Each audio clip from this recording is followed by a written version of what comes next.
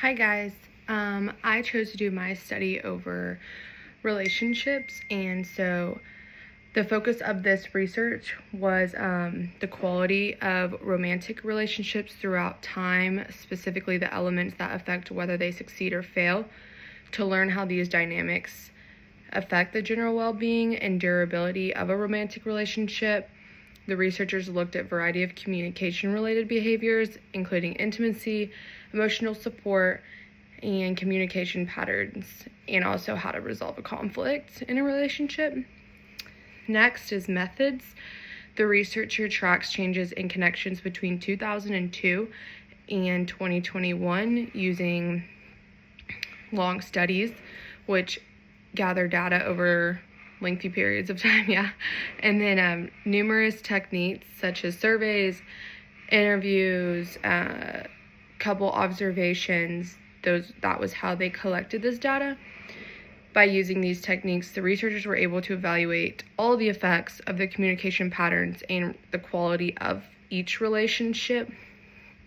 And some of the findings were positive support and communication was couples who shared mutual support, communicated well, and interacted positively with each other reported greater relationship stability and satisfaction.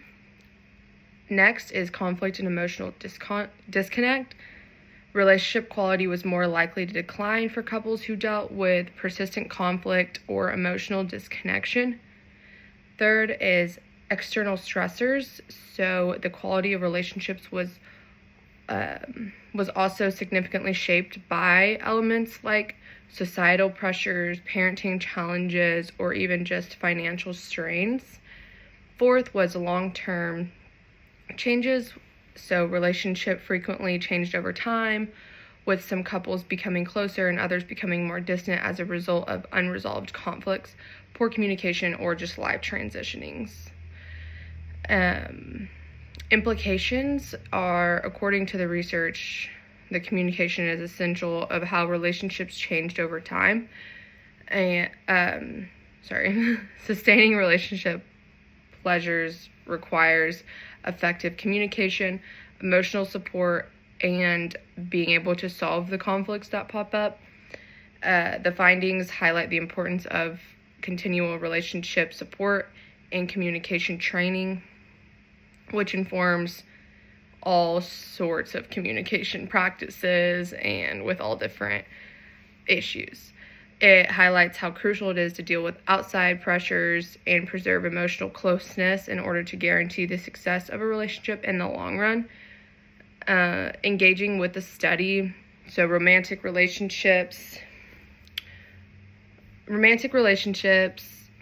promote positive connections, handle conflict, sustain emotional ties. Those people have advantages.